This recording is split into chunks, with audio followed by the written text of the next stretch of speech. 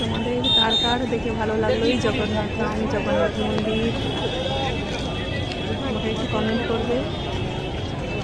ঠিক আছে, এটা হচ্ছে কি রথ, 3টে রথ দেখতে পাচ্ছ। এই রথগুলো রথের সময় তো খুব সুন্দর করে সাজানো হয়। 3টে রথ দেখতে পাচ্ছ। এটা আমাদের জগন্নাথ দেবের জগন্নাথ ধাম মন্দির। কারণ ভেতরে তো ফোন নিয়ে যেতে দেবে না, তাই বাইরে থেকেই দেখাতে হচ্ছে তোমাদেরকে, ভিডিও করে বাইরে থেকেই দেখাতে হচ্ছে।